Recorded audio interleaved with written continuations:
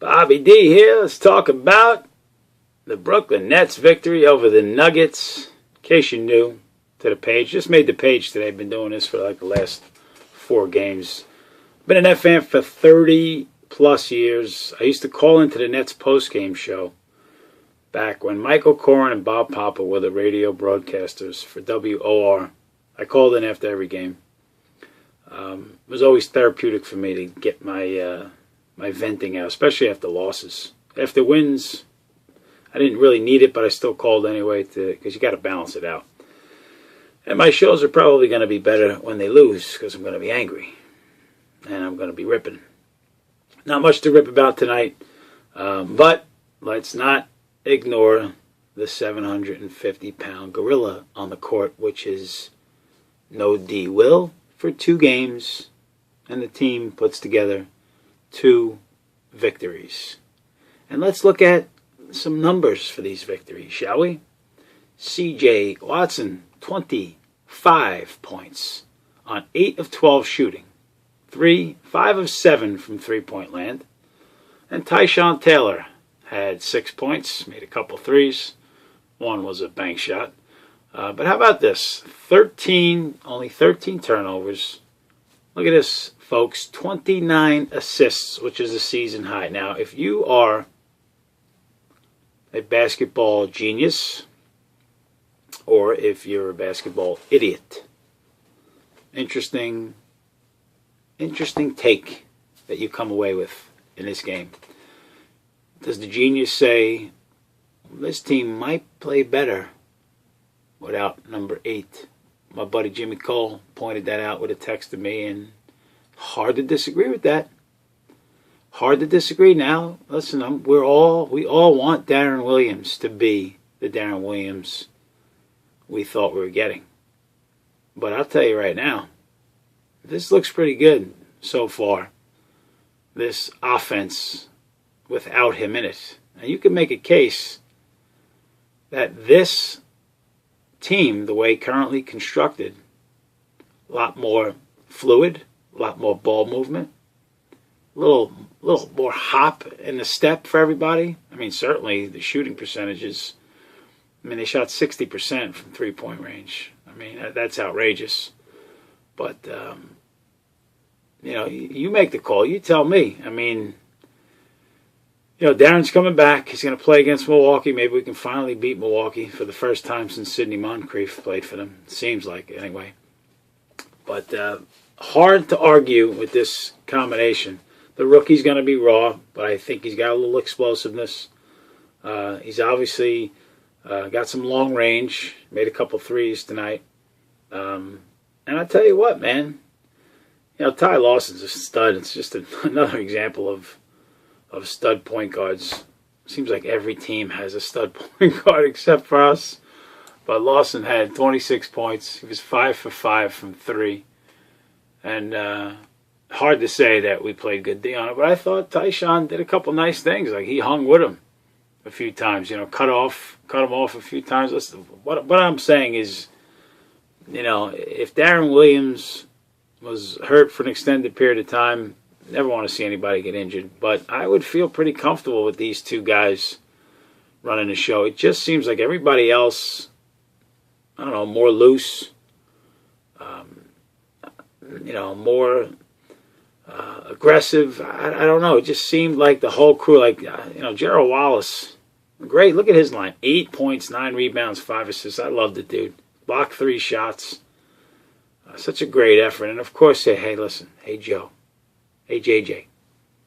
Can we call you Carmelo Johnson tonight? That's the way, Joe. That is the way, Joe, that we expect you to play most of the time. And I can't play that way all the time. But if you have 4 games in a week, we expect 2 and 3 of them to be like they were tonight. Shoot 10 for 19. Make 5 3-pointers. Now, we don't expect you to have 9 assists a game. Unbelievable. I mean, Joe, this is what we need you to be, Joe. You need to be a star. You need to be a guy that can take over a game and that we can ride Brook, we're going to ride on the inside. Another great job, 23 points, 8 rebounds. Didn't block a shot tonight. But Joe, this is what we need now. Watson, what could you say? I mean, that's you need, if you're going to win NBA games, you guys can figure it out. You need, usually, 3 guys to have pretty exceptional games, and then you have to have a couple others have very good games, and that's what you got tonight. You had, in my opinion, you had Joe, CJ, Brook have great games. Wallace, to me, had a great game, even though his numbers. Reggie, I thought did a nice job. And how about Chris Humphries? I mean, listen, I like Chris Humphries. I'm going to miss him. I know he's getting traded. There was some talk today about Carlos Boozer. I can't see that happening. Boy, that would be an interesting mix. I like Boozer. But it was nice to see Hump, 14 points, 4 rebounds. And misses a guy who was 13 and 11 last year. So really nice to see him play. Listen, if you asked me before the season started, Bob, would you sign up for 31? And what are we? 31 and 20. That's our record. 31 and 22. I would probably have said yes to that. Now, how he got there is a little annoying because there were so many ridiculous losses. So the Minnesota loss early in the season still bothers me. The home loss. The Utah loss still pisses me off. The home one. I was at the Milwaukee game when they were down by 29 in the third quarter. Pisses me off. The Laker loss pisses me. So you're looking at, in my view, 19 and 10 at home. I would bet you at least 4 or 5 of those home games could have swung the other way. And then you're looking at what? 35 wins, 36 wins going to the break. So that's why it's a little, an uncomfortable way to get to 31 and 22 because they've lost so many games that they really should have won, held serve. But you got to be happy that coming off this San Antonio debacle, which I absolutely believed Indiana was going to beat us like 87-60 the next night, and we come out and win that game. And then even without their 2 studs tonight, you still beat the team. You got to be pleased with what's going on. What are you going to get in the second half? Who knows? This is a schizophrenic club. This is a very inconsistent team. They do not guard well. You saw it again tonight. I mean, the Denver Nuggets shot their way back in the game. The Denver Nuggets shot 70% from 3. They were 12 for 17 from 3-point range. I wasn't at home watching the game. I was at my son's baseball facility and watching it on the TV, and it was a baseball on the ground. I wanted to throw it at the TV, watching them guard 3-pointers. They don't guard well.